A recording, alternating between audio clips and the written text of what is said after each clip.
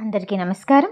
మీరు వినబోతున్న కథ సఖి పెళ్లి నుండి ప్రేమ వరకు 20వ భాగం. పెళ్లింటికి రాజారాం మాస్టర్ పార్వతితో పాటు కొడుకు తరుణ్ కూడా చేరుకున్నాడు. అతన్ని చూస్తూనే సంబరపడిపోయింది ఖుషి. ఆమె తరుణ్ మీద చూపించే ప్రేమని చూసి అర్జున్ జలసీగా ఫీల్ అయ్యాడు. ఖుషికి కోపం వచ్చిందని తెలుసు, కానీ ఆమెతో మాట్లాడే అవకాశం కోసం అర్జున్ చాలాసార్లు చూశాడు. మంజు ఖుషీల స్నేహితులతో పెళ్ళిళ్ళు సందడిగా మారిపోయింది. ఎంత డబ్బున్నా మనకు కావలసిన వాళ్ళ ఇంట్లో ఉంటే ఆ సందడే వేరు అంటూ భానుమతి అందర్నీ చూసి మురిసిపోయింది. వచ్చిన ఫ్రెండ్స్ అందర్నీ రాశి వింతగా పొగరుగా అదో రకంగా చూస్తూ వెళ్ళటంతో ఎవరి గుంటనక్క అంది దీప్తి. అక్కడే ఉన్న మంజు, రాశి అని చెప్పాను కదా, మన ఖుషిని ఏడిపించడానికి వచ్చింది, అదే ఇది అని వెళ్తున్న రాశి వైపు గుర్రుగా చూస్తూ అంది. అయితే గుంటనక్కే, గుంటనక్క దొంగిలించకు, ఎక్కడుంది గుంటనక్క అంటూ వైష్ణవి నవ్వేసింది.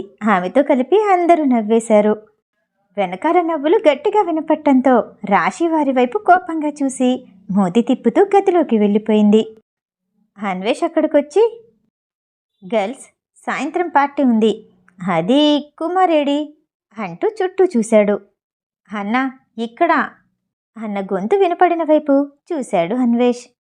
రాజారాం మాస్టర్కి ఎదురుగా కూర్చొని మాట్లాడుతున్నాడు. అన్వేష్ మళ్ళీ వైష్ణవి వాళ్ళ వైపు తిరిగి, మధ్యాహ్నం మన షోరూం నుండి బట్టలొస్తాయి, మీకు కావాల్సినవి తీసుకోండి, సాయంత్రం పార్టీకి సిద్ధమవ్వండి, కుమార్ని మర్చిపోకండి అని నవ్వుతూ వాళ్ళకి బాయ్ చెప్పి వెళ్ళిపోయాడు అన్వేష్. రాజారాం మాస్టర్ పక్కనే కూర్చున్న అతని భార్య, ఖుషి అంతా చెప్పింది, నువ్వే గనక లేకపోతే ఇలా అందరం కలిసి ఉండేవాళ్ళం కాదు, నీ మంచితనానికి ఫలితం ఎప్పుడైనా దక్కుతుంది అంటూ కుమార్ని దీవించింది. అదేం లేదండి, వైష్ణవి తన్ని పరిచయం చేశాక నాకెందుకో ఖుషిని చూస్తే చెల్లిలా అనిపించింది, నా చెల్లి కోసం ఆ మాత్రం చేయలేనా అని కుమార్ అన్నాడు. ఖుషి అక్కడికొచ్చిన తర్వాత ఎన్నో బంధాలు ఏర్పడ్డాయి. ఆమెకి ఏదైనా అయితే చూసుకునే వాళ్ళు చాలామంది ఉన్నారని సంతోషించింది పార్వతి. ఫ్రెండ్స్ అందరినీ మంజు తన గదిలోకి తీసుకెళ్ళింది. చందన కూడా అదే గదిలోకి మారిపోయింది. కుమార్ తన లగేజ్ని చందన గదిలో పెట్టుకున్నాడు. ఆ రోజు మధ్యాహ్నం భోజనాలు పూర్తయిన తర్వాత అన్వేష్ చెప్పినట్టుగానే ఒక పెద్ద వ్యాన్ నిండా పెళ్లి బట్టలొచ్చాయి. అదో చిన్న సైజు షోరూంలా ఉంది. దాన్ని చూసి కుమార్ ఆశ్చర్యపోయాడు.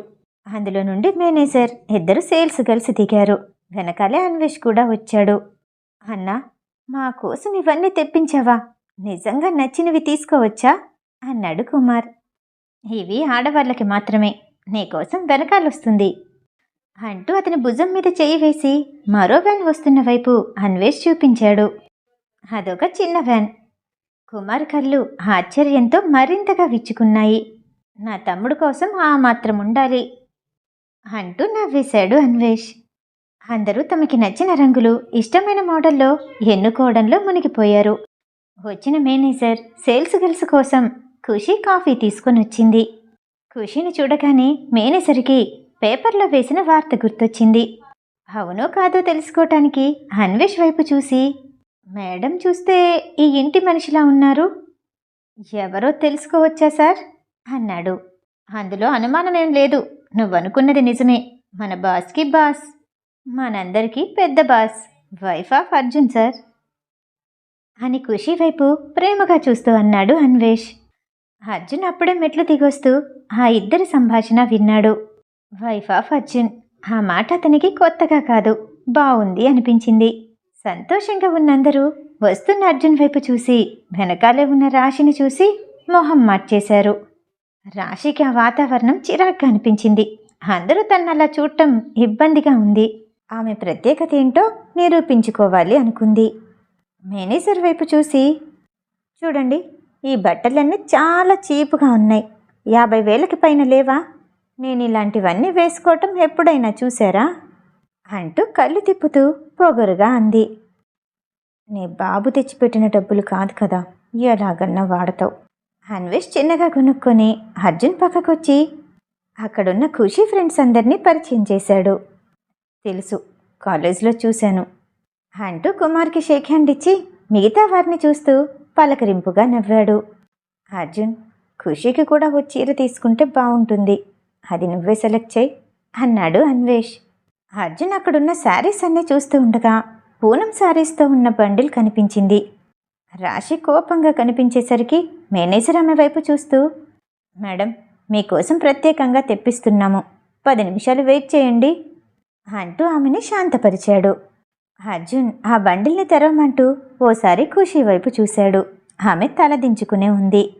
సార్, ఈ శారీస్ కొత్త కంపెనీ నుండి వచ్చాయి, క్వాలిటీ చెక్ చేశాము, అంతా బాగుంది, ఇంకా షాప్ లిస్ట్లో ఎంటర్ చేయలేదు అని ఇంకా ఏదో చెప్పబోతూ ఉండగా ఆ చీరలకి సంబంధించిన క్యాట్లాగ్స్ ఇవ్వమంటూ చేయి చాపాడు. ఖుషీకి నప్పే రంగులో చూసి ఒక క్యాటలాగ్ని ఖుషీ చేతిలో పెట్టాడు. సేల్స్ గర్ల్ ఆ క్యాటలాగ్ పైన ఉన్న బొమ్మని చూసి దానికి సంబంధించిన చీరని ఖుషీకి అందించింది. ఖుషీ ఆనందంగా ఆ చీరను అందుకుంది. అన్వేష్కి అర్జున్ ప్రవర్తన కొత్తగా అనిపించింది. ఎందుకు అలా చేస్తున్నాడో అర్థం కాక ఖుషీ పక్కకెళ్ళి నిల్చున్నాడు. అదే సమయానికి రాశి కోరిన బట్టలు రావటంతో ఆమె ఎన్నుకోవటంలో బిజీగా ఉంది. మేనేజర్ అర్జున్ వైపు అన్వేష్ వైపు చూపులు మార్చి మార్చి చూస్తూ, సార్, దాని కాస్ట్ చాలా తక్కువ, 1000 లోపుగానే ఉంది, అది మేడంకి తగినది కాదు అంటూ ఇబ్బందిగా చెప్పాడు. ఖుషీ ఏదైనా మాట్లాడుతుందని అర్జున్ ఖుషీ వైపు చూశాడు. ఆమె సంతోషంతో కళ్ళు వెలిగిపోతున్నాయి. ఏంటి అమ్మాయి, మీ దగ్గర పనిచేసేదానికి 50,000 చీర, నాకు 500 అని గొడవ పడదా? నీ భార్యని నేను నాకు మంచిది కావాలని ఎందుకు అడగదు? తన స్థానం ఏంటో అందరి ముందు గొడవ పడి నిలబెట్టుకోదా? ఆలోచిస్తూ మొహంలో ఎలాంటి భావం లేకుండా అలానే నిల్చున్నాడు. రాశికి సంతోషంగా అనిపించింది. చుట్టూ ఉన్న అందరూ ఆశ్చర్యంగా ఖుషీనే చూస్తున్నారు. చెల్లై, ఆ చీర నచ్చలేదని చెప్పు, వేరే చీర తీసుకో, ఇంతకంటే మంచివి కాస్ట్లీవి చాలా ఉన్నాయి. పక్కనే ఉన్న అన్వేష్ చిన్నగా గొనిగాడు. అది అర్జున్కి వినిపించింది. మీరు ఈ చీర విలువ చూస్తున్నారు, నేను ఇచ్చిన మనిషిని చూస్తున్నాను. ఆయన నా కోసం సెలెక్ట్ చేశారు, అది చాలదా నాకు? బోలెడంత ఆనందంగా ఉంది అంటూ ఆ చీరని గుండెలకు హత్తుకుంటూ అంది. అర్జున్ ఆ మాటలు విని, నేను బ్రతికున్నన్ని రోజులు వెతికినా ఇలాంటి అమ్మాయి దొరికిండేది కాదు. నా మీద కోపం వచ్చినా సరే తన ప్రవర్తన బాగుంది. ఇష్టంతో ఉన్న భార్యకి కోరికతో ఉన్న ఆడదానికి తేడా తెలిసింది. ఖుషీ, ఇంట్లో పనివాళ్ళు కూడా ఇంకా రేటున్న చీరలు కడుతున్నారు, ఇదొద్దమ్మా అంటూ బుజ్జగించాడు అన్వేష్. ఖుషీ అది చాలంటూ నవ్వుతూ తల ఊపింది. అక్కడున్న అందరూ ఆశ్చర్యంలోనే ఉన్నారు, ఒక్క ఖుషీ రాశి తప్ప. రాశి ఆమెకి తగిన రేటుకి నచ్చిన మోడల్ దొరికినందుకు ఉత్సాహంగా ఉంది. కుమార్ తనకి నచ్చిన బట్టలు సెలెక్ట్ చేసుకున్నాడు. రాశిని చూసి, కుక్కని సింహాసనం ఎక్కిస్తే ఇలానే ఉంటుందేమో, ఇలాంటి వాళ్ళని చూసి భవిష్యత్తులో ఎలా ఉండకూడదో నేర్చుకోవాలి అని అనుకున్నాడు. అందరి సెలక్షన్ అయిపోయిన తర్వాత మేనేజర్ సేల్స్ గర్ల్స్తో వెళ్ళిపోయాడు. పెద్దవాళ్ళందరూ తమకి కేటాయించిన గదుల్లోకి వెళ్ళిపోయారు. టీనేజ్ పిల్లలు మిగిలిపోయారు. వైష్ణవి చందన వైపు చూసి ప్లాన్ బి అంటూ పెదాలు కదుపుతూ సైగ చేసింది. ఆ సైగలు అర్థం చేసుకుని చందన తల ఊపి వెంటనే కిచెన్లోకి వెళ్ళి 5 నిమిషాల తర్వాత బయటకొచ్చింది. ఆమెం చేస్తుందో ఎవరి దృష్టిలో పడకుండా ఉండటం కోసం అన్వేష్ని, మౌనిక, దీప్తి, సారిక రకరకాల ప్రశ్నలు వేస్తున్నారు. చందన ఎవ్వరికి అనుమానం రాకుండా మెట్ల వైపు నడుచుకుంటూ వెళ్ళి చేతిలో ఉన్న కప్పాయిల్ని ఫ్లోర్ మీద పారపోసింది. మంజుని చూసి పని పూర్తయింది అన్నట్టు బొటనవేలు చూపించగానే మంజు ఖుషీ వైపు తిరిగి, ఖుషీ, నీ చీర గదిలో పెట్టుకునిరా, ఇంటి ముందు డెకరేషన్ చేయాలి అని చెప్పింది. సరే అని తల ఊపి ఖుషీ గదిలోకి వెళ్ళబోతూ ఉండగా ఆమెని ఒంటరిగా కలిసే అవకాశం దొరికిందని అర్జున్ వెనకాలే నడిచాడు. సంతోషంలో ఉన్న ఖుషీ కింద పడిపోయున్న ఆయిల్ని చూసుకోలేదు. వెనకాలే వస్తున్న అర్జున్ గమనించి, ఖుషీ కింద చూడు అని గట్టిగానే అన్నాడు. అప్పటికే ఆమె కాలు వేయటం జర్రున జారిపోయింది. చందన మనసులోనే శివుని స్తోత్రాలు చదువుతూ ఖుషీకి పెద్ద గాయాలు తగలకూడదు అనుకుంటూ వేడుకుంటోంది. ఖుషీ పూర్తిగా పడిపోకముందే అర్జున్ ఆమె నడుము చుట్టూ చేతులు వేసి పట్టుకున్నాడు. ఖుషీ ఓ భుజం మీద చేతిని వేసి మరో చేత్తో మెడని చుట్టేసి అర్జున్ని ఆధారంగా చేసుకుని కింద పడకుండా నిలబడగలిగింది. నడిచేటప్పుడు ఏముందో చూసుకోవా, కింద పడుంటే ఏమై ఉండేది అని కోపంగా అరిచాడు అర్జున్. అందరికీ అతనిలోని కోపం కనిపించింది. కానీ ఖుషి ఆ కోపంలోని ప్రేమని అర్థం చేసుకుంది. ఎప్పుడు అందరి గురించి ఆలోచిస్తూ ఉంటావు, నీ గురించి నువ్వు జాగ్రత్తలు తీసుకోవా అని అర్జున్ కోపంగా అన్నా బాధగా అన్నాడు. అర్జున్ అలా చేయటం ఇంట్లో ఉన్న వాళ్ళందరికీ కొత్తగా ఉంది. అతని జీవితంలో అన్వేషణ తప్ప ఎవరినీ పట్టించుకోలేదు. అలాంటిది ఇష్టం లేని ఖుషి గురించి ఆలోచిస్తున్నాడు. ఇదంతా గమనిస్తున్న మౌనిక, ఇద్దరి మధ్య కెమిస్ట్రీ మొదలైంది, మన ప్లాన్ వర్కౌట్ అయింది అని చిన్నగా అనగానే అందరూ షేక్ హ్యాండ్ ఇచ్చుకున్నారు. ఖుషి అర్జున్ కళ్ళల్లోకి చూస్తూ, సారీ సార్, ఈసారి అలా నిర్లక్ష్యంగా ఉండను, అందరూ చూస్తున్నారు, నన్ను దింపండి అని అనగానే అర్జున్కి తను ఒంటరిగా లేడన్న విషయం గుర్తొచ్చింది. చుట్టూ చూస్తూ ఖుషీని నెమ్మదిగా కిందకి దించాడు. కుడికాలు భూమిని తాకగానే పర్లేదు అనిపించింది. ఎడంకాలితో అడుగు ముందుకు వేయడానికి ప్రయత్నిస్తూ నొప్పిని తట్టుకోలేక గట్టిగా అరిచింది. ఖుషి, కాలు నొప్పిగా ఉందా అంటూ పరిగెత్తుకుంటూ వచ్చింది చందన. వెనకాలే ఫ్రెండ్స్ కూడా కంగారుని నటిస్తూ వచ్చారు. అప్పటికే అర్జున్ ఖుషీని 2 చేతులతో ఎత్తుకొని, కాలు బెనికిందేమో, వెంటనే నడవటం మంచిది కాదు అంటూ ఆమె వైపు ప్రేమగా చూశాడు. అతని మెడ చుట్టూ చేతులు వేసి ఖుషి మైమరుపుగా సరే అన్నట్టు తల ఊపింది. అర్జున్, ఖుషీని గదిలోకి తీసుకెళ్ళు, నేను డాక్టర్కి ఫోన్ చేస్తాను అని అన్వేష్ అనగానే మంజు కంగారుగా వచ్చి, అన్వేష్, దీనికి డాక్టర్ ఎందుకు, మేమున్నాంగా, మేం చూసుకుంటాం, నువ్వెళ్ళు అని అతని వైపు అర్థం చేసుకోమన్నట్టు చూసింది. కిచెన్లో ఉండాల్సిన ఆయిల్ ఇక్కడ ఫ్లోర్ మీదకి వచ్చినప్పుడే ఆలోచించాల్సింది అని తల ఊపి, కానివ్వండి, నాకెప్పుడో ఈ అదృష్టం అని మంజు వైపు కొంటిగా చూస్తూ వెళ్ళిపోయాడు. రాశికి ఈర్ష్యగా అనిపించింది. ఆ 500 చీరని పెట్టుకోవటానికి పై గదిలోకి వెళ్ళాలా, అయినా ఇంట్లో పని వాళ్ళలా ఉండాలి అని రాశి అంటూ ఉండగా మంజుకి కోపంతో కళ్ళెర్రబడ్డాయి. ఆమెకి ఎదురుగా వచ్చి, ఎవరిని పని వాళ్ళంటున్నావు, నువ్వు పని చేస్తున్నావే నీ బాస్, అతనికి భార్య ఆమె, ఈ ఇంటికి యువరాణి, ఈ ఇంటి కోడలు, నీకులాంటి దానికి అలాంటి విలువ తెలీదు, ఒళ్ళు దగ్గర పెట్టుకుని మాట్లాడు అంటూ కోపంతో ఊగిపోయింది. అది ఆ పెళ్ళి అనుకోకుండా జరిగింది, అయినా అది ఎన్నాళ్ళు, నన్ను పెళ్లి చేసుకున్నారంటే నేను ఈ ఉద్యోగం మానేస్తాను, ఇద్దరం కలిసి బయటికి వెళ్ళిపోతాం అని అందరి వైపు చూస్తూ పొగరుగా చెప్పింది. అర్జున్కి ఖుషీని ముక్కలుగా నరకాలనిపించింది. అందరూ ఆమె వైపు అసహ్యంగా చూస్తుంటే ఆమె డ్రెస్ తీసుకొని వడివడిగా నడుచుకుంటూ అర్జున్ని దాటుకొని ముందుకు వెళ్ళిపోయింది. అర్జున్ ఖుషీని తీసుకొని గదిలోకి వెళ్ళాడు. కిందే ఉన్న ఫ్రెండ్స్ అందరూ కాసేపు ఆ గది వైపే చూస్తూ నిలబడ్డారు. తలుపులు మూసుకోలేదు. వైష్ణవి కావాలనే ఆ గదికి దగ్గరగా వచ్చి నిలబడింది. ఏంటి వైషు, ఎక్కడికి వెళ్తున్నావు అని దూరంగా ఉండి సారిక అడిగింది. ఇది నటించమంటే జీవిస్తుంది అని వైష్ణవి చిన్నగా నవ్వుకొని, ఖుషీకి టాబ్లెట్ అవసరమేమో, పెయిన్ కిల్లర్ ఇద్దామని వైష్ణవి వంకొని అర్జున్కి వినపడేలా అరిచింది. సారిక వైష్ణవి దగ్గరకొచ్చి, అవేమీ అవసరం లేదు, నీకు పెద్దవాళ్ళ ఇంట్లో ఉంటే తెలుస్తుంది, 2 చుక్కల ఆయిల్ వేసి మర్దన చేశామంటే అంతా సర్దుకుంటుంది అని అర్జున్కి వినపడేలా వంగుని గట్టిగా చెప్పింది. ఓ అంతేనా, ఖుషీ దగ్గర ఆయిల్ ఉందో లేదో అడుగొస్తానుండు అని వైష్ణవి అడుగు ముందుకు వేయిపోతూ ఉండగా, కేరళ ఆయిల్ అవసరం లేదు, ఏ ఆయిల్ అయినా పర్వాలేదు అని సారిక గట్టిగా అరుస్తూ వైష్ణవిని లాక్కొచ్చినట్టు నటించింది. అర్జున్ ఇదంతా విని వెంటనే లేచి తలుపులు మూసేశాడు. ఖుషీని మంచం మీద సరిగ్గా పడుకోపెట్టి అతని దగ్గరున్న ప్రత్యేకమైన ఆయిల్ తీసుకొచ్చి ఖుషీ కాళ్ళ దగ్గర కూర్చున్నాడు.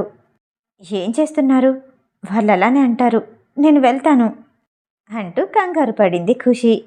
నీ ఫ్రెండ్స్ నీ మంచి కోసమే చెప్తారు, నాకు ఇలాంటివన్నీ తెలీదు, కావాలనే వాళ్ళు ఇక్కడికి వచ్చి మాట్లాడారు కదా, అది తెలుసు అంటూ ఖుషి కాల్ని తీసుకొని అతని ఒళ్ళో పెట్టుకోబోయాడు. అయ్యో రామయ్య, నన్ను క్షమించు అని చెంపలు వేసుకుంటూ మీరిలా నా కాలు పట్టుకోవటం నాకు ఇష్టం లేదు అంటూ వెనక్కి లాక్కోబోయింది. కాలేజ్లో చదువుకుంటున్నావు, ఇలాంటివన్నీ నమ్ముతావా? నవ్వుతూ అన్నాడు అర్జున్. చదువుకుంటే సంప్రదాయాలు మారిపోతాయా? అమ్మ నేర్పించింది మర్చిపోతామా అని తలదించుకొని మూతి ముడిచి కళ్ళతోనే అర్జున్ని చూస్తూ అంది. అలాంటిదేమీ లేదు, సంప్రదాయాలు నీ దగ్గరే ఉంచుకో. రాత్రుళ్ళైతే పట్టుకోవచ్చా?